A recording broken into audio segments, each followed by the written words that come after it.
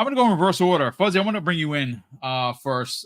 So Hazardor Gaming, who is a incredible, prominent member of this community, he has been tweeting about Avowed. And obviously, it must be because he's excited about the game, but he does put out a lot of news daily. And what we learned from the director of Avowed is that it's going to have multiple endings that's bound to contribute to its replay value. A couple of very, very big choices are expected that the players are going to have to make at the end. Now he posted this, but the interview or the article that I'm pulling up is from Game Informer, which is one of my favorite print magazines. I still get it in print. I love them over there. It was written by Kyle Hillard on June 20th. It was posted at 2 p.m. And of course, it goes on to say Avowed's creators on why romance was considered, but ultimately not included in the game, which is fine. And it does have some Skyrim comparisons. And it goes on to say, and I'm reading the story verbatim from the article, Avowed was featured as a major part of the Xbox Summer presentation. The game appeared in the, of course, the Xbox Games Showcase.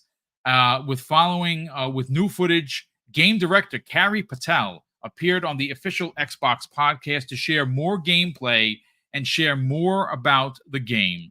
We caught up with Patel and the gameplay director Gabe Parmaro to find out even more about Avowed and covering what they think of comparisons to Skyrim, how they feel about Baldur's Gate 3, and why romance was considered for the game but ultimately not included, and why playing the Outer Worlds may give you the best idea what to expect from Avowed. So, look, this is, for me, rocketed to one of my most anticipated games, Fuzzy.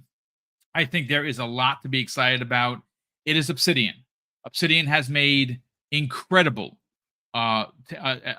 stories and RPGs in their history. Obviously, we go all the way back to Knights of the Old Republic 2. You can go back and keep going back if you want. Fallout, New Vegas, the Outer Worlds. For me, I absolutely loved it. The DLC was phenomenal from start to finish. One of the things that I took away playing that game is it gave me a lot of like real serious Mass Effect vibes because of the party and the choice that you made with the people that were part of your crew. Some of you didn't pay much mind to, and the stories didn't evolve because you didn't put enough time into it. And other stories or other characters, their stories evolved because you paid attention to it. It appears that's going to be the case with this.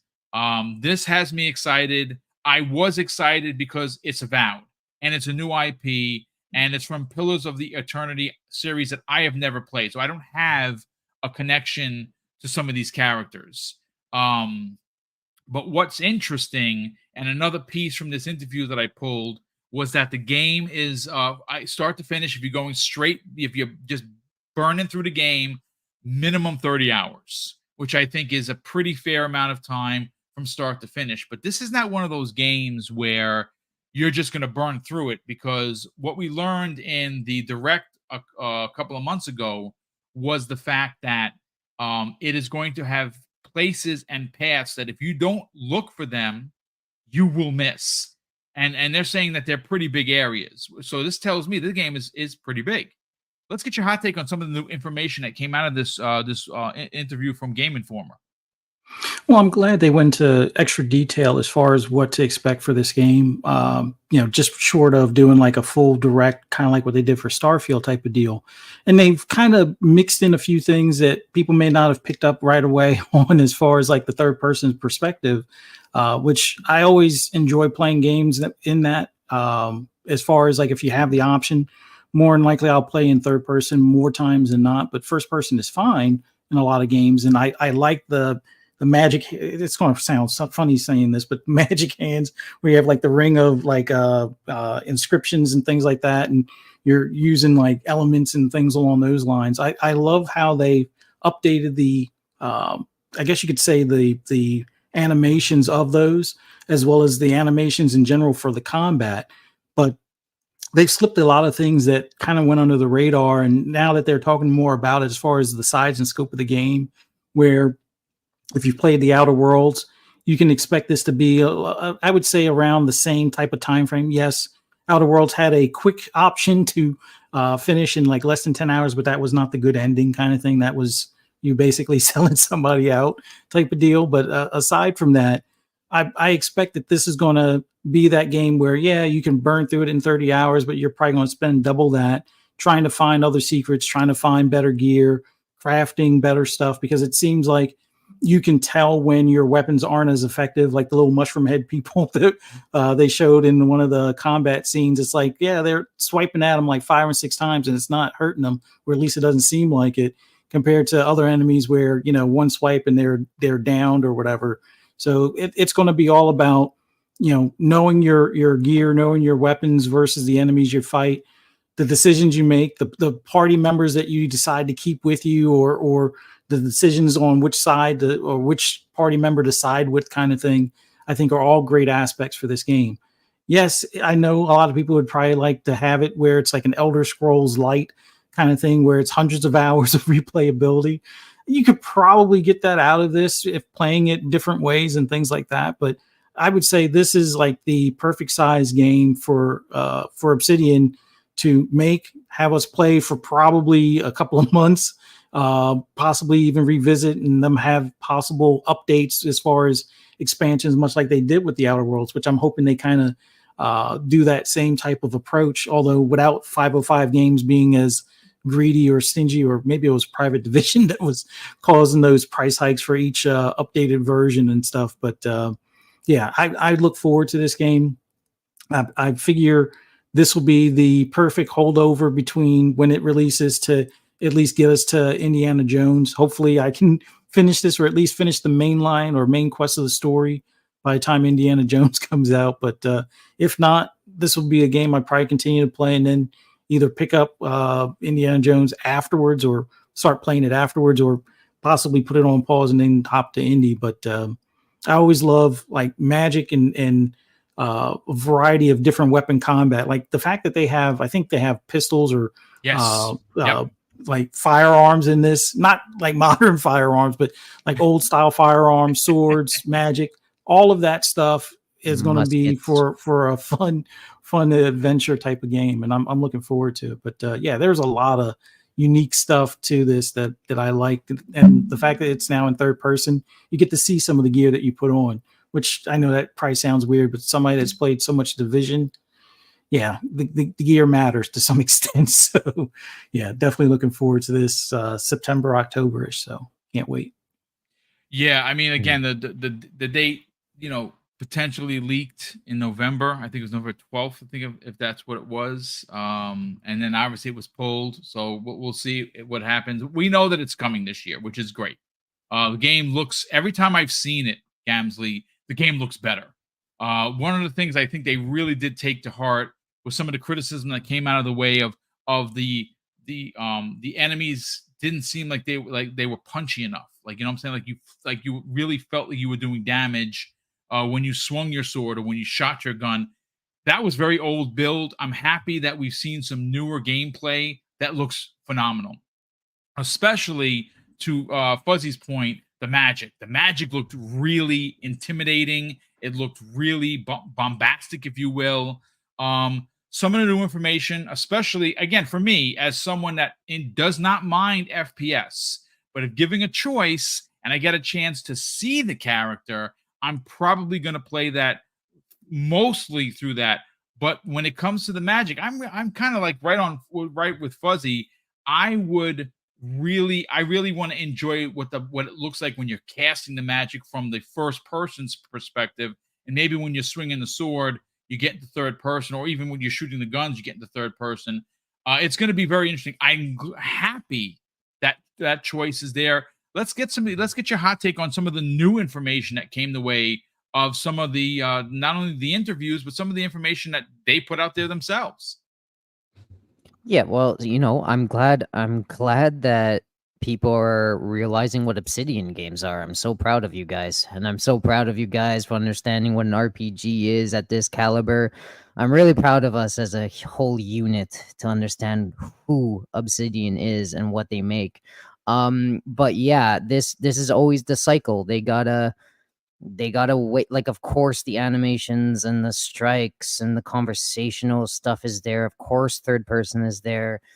They didn't show it. They weren't ready. It's a normal cycle of showing the game, promoting it, getting people hyped about it. And then we get pieces like this coming out to reassure the crazy people that this was going to be anything but what exactly it was going to be. It doesn't. I was always excited for it. I told you day one, the first time I saw this game, I knew what it was. I know Obsidian. I know the universe that they're building around. So I'm super excited for this. I do agree, man. When they showed that like extended gameplay where he's fighting the mushroom like sorcerer people things, and his hand pops out and that flamethrower comes out, like that fire spell comes out, the channeling spell, and it just burns him alive. Man, it looks so pretty. They got really nice like effects going on with the gestures and all that stuff. So yeah, I'm super excited. There's nothing really else to say here. I do hope that it is as deep as an Obsidian game can get, because I think the lingering kind of pressure that we say might not be there, but is pretty much there after Baldur's Gate 3. I hope nobody starts to compare what's not there, because that's the advantages of going the way of Larian and choosing that style and that genre of game versus again, full 3D world. ARPGs, not Yeah. for me. Yeah. Yeah. And I hope people understand that with choices like that, you can get the deeper connections with the same time frame. So this is going to be Skyrim with choice, or not even Skyrim, Outer Worlds with choice. Yes. And fantasy, and that's what you should go in expecting in this game. There's no love and sex and children and stuff like that. All right, You're not banging a bear, that's for sure. You're not banging a bear. You're definitely not banging a bear. So that's that. You're recruiting a bear, but that's all you're doing with bears, my friend. So you know what? I got some context for you, and I'm going to bring this back around to Fuzzy in a second. So Rebs Gaming, he's another amazing community member, and he puts out a lot of stuff. Obviously, he talks a lot of Halo, but he specifically put up a tweet that's interesting, and I want to bring some context to, you just said you had concern that you want this to be a classic Obsidian RPG game. Well, I got a statement here for you that should calm all fears, ladies and gentlemen. Mm-hmm. So Rebs Gaming goes on to say, Avowed was being developed as a co-op game, but 8 months into development, they stopped that.